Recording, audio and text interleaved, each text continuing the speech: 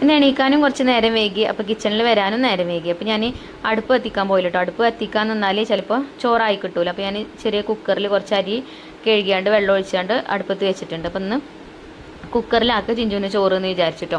പിന്നെ ഇന്ന് ബ്രേക്ക്ഫാസ്റ്റ് ഉണ്ടാക്കുന്നത് നൂൽപുട്ടാണ്. എളുപ്പം ഉണ്ടാക്കാൻ പറ്റിയിട്ടുള്ള ബ്രേക്ക്ഫാസ്റ്റ് എനിക്ക് നൂൽപുട്ടാട്ടോ. ദോശമാവ് ഇഡ്ഡലിമാവ് ഒന്നും കയ്യിലില്ലെങ്കിൽ അപ്പോൾ വേഗം കുറച്ച് പൊടിയൊക്കെ എടുത്ത് അതിൽ ഉപ്പൊക്കെ ഇട്ട് കൊടുത്ത് വെള്ളമൊക്കെ തിളച്ച വെള്ളമൊക്കെ ഒഴിച്ചു കൊടുത്താണ്ട് മാവൊക്കെ ഉണ്ടാക്കിയത് ആ നൂൽപുട്ടൊക്കെ പീച്ച് വേവിക്കാൻ വെച്ചിട്ടുണ്ട്.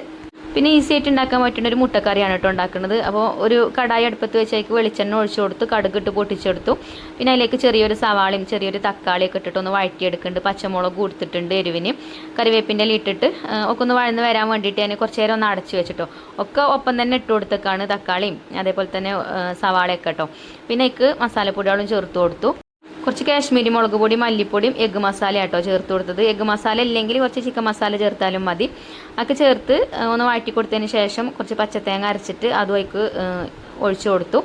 പിന്നെ ഒന്നിങ്ങോട്ട് ചൂടായി വന്നതിന് ശേഷം 2 കോഴിമുട്ടയും പൊട്ടിച്ചൊഴിച്ചു കൊടുത്തിട്ടോ. ഇത് ഞങ്ങൾ ചെറുപ്പത്തിലൊക്കെ എൻ്റെ അമ്മ അപ്പൊക്കെ ചുടുമ്പോൾ അതിക്ക് ഉണ്ടാക്കി തരുന്ന ഒരു കറി കേട്ടോ. നല്ല തിക്കായിട്ടുള്ളൊരു കറിയാണ്, നല്ല ടേസ്റ്റുമാണ് കേട്ടോ കഴിക്കാൻ, എളുപ്പത്തിൽ ഉണ്ടാക്കാനും പറ്റും. അങ്ങനെ ഇന്ന് ഉമ്മാൻ്റെ മുട്ടക്കറിയാണ് ഞാനും ഉണ്ടാക്കിയത്. സിമ്പിളാട്ടോ ഉണ്ടാക്കാൻ, 6-7 മിനിറ്റ് മതി. അങ്ങനെ കറിയൊക്കെ ആയി. അപ്പോൾ തന്നെ നമ്മളെ നൂൽപുട്ടും ആയിട്ടുണ്ടേനും. അപ്പം ഒക്കെ റെഡി ആയിട്ടോ. അപ്പോൾ ബ്രേക്ക്ഫാസ്റ്റ് ഒക്കെ റെഡിയായി. പിന്നെ അതിൻ്റെ ഇടയിൽ ചോറും വന്നിട്ടുണ്ടേനും. ചോറ് കുക്കറിൽ വെക്കുമ്പോൾ ഒരു വിസിലടിച്ചിട്ട് ഞാനതൊന്ന് അതിൻ്റെ പ്രഷർ കളഞ്ഞിട്ട് അതിക്ക് കുറച്ച് വെള്ളം ഒഴിച്ചാണ്ട് ഊറ്റി കളയും. എന്നിട്ട് പിന്നെ വീണ്ടും ഒന്നും കൂടെ വെള്ളം ഒഴിച്ചിട്ട് അങ്ങനെ അടുപ്പത്ത് വെക്കും. അപ്പോൾ നല്ല ചോറായിട്ട് കിട്ടും. അങ്ങനെ ചോറ് ഊറ്റി ചിഞ്ചുമോൾക്കുള്ള ചോറും പാത്രത്തിലാക്കി കൊടുത്തു. പിന്നെ ഒരു മുട്ട പൊരിച്ചു കൊടുത്തു അതിക്ക്. പിന്നെ നമ്മൾ ഉണ്ടാക്കിയ മുട്ടക്കറിൻ്റെ മസാല ഉണ്ടല്ലോ അതും കുറച്ചിട്ട് കൊടുത്തിട്ടു. അങ്ങനെ ഓളെ കൊണ്ടയാക്കി വന്നു. ബസ് സ്റ്റോപ്പിൽ നമ്മൾ ആക്കി കൊടുക്കണം. പിന്നെ വേഗം മുറ്റൊക്കെ അടിച്ചു വാരി. പിന്നെ ബെഡ്ഷീറ്റൊക്കെ വിരിച്ചിട്ട് അതേപോലെ ആകമൊക്കെ അടിച്ചു വാരിയിട്ടോ. ഇനി തുടക്കാനുണ്ട്. അപ്പം ആദ്യം ചോറ് വെക്കാമെന്ന് വിചാരിച്ചു. ചോറ് ഞാൻ രാവിലെ കുറച്ചല്ലേ വെച്ചുള്ളൂ, അത് മക്കൾക്ക് ആക്കി കൊടുക്കുകയും ചെയ്ത്. ഇനിയിപ്പോൾ ചോറിനുള്ള വെള്ളം അടുപ്പത്ത് വെച്ചിട്ടുണ്ട്. പിന്നെ വേഗം കുറച്ച് തുണികളുണ്ടായിന് അലക്കാൻ, അതൊക്കെ സോപ്പും പൊടിയിലിട്ട് വെച്ച്.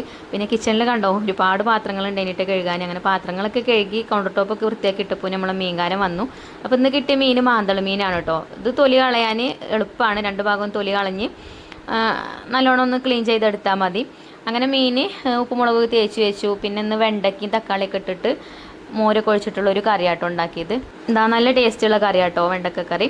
അങ്ങനെ ഇനി കറിയുള്ള പാത്രങ്ങളൊക്കെ കഴുകി വെക്കണം. അപ്പോൾ നമ്മൾ കുക്ക് ചെയ്തതൊക്കെ വേറെ പാത്രത്തേക്കൊക്കെ മാറ്റി കൊടുത്ത് കറിയുള്ള പാത്രങ്ങളൊക്കെ പുറത്ത് കൊണ്ടുപോയിട്ടിട്ടുണ്ട്. അങ്ങനെ അതൊക്കെ കഴുകി വെച്ചു.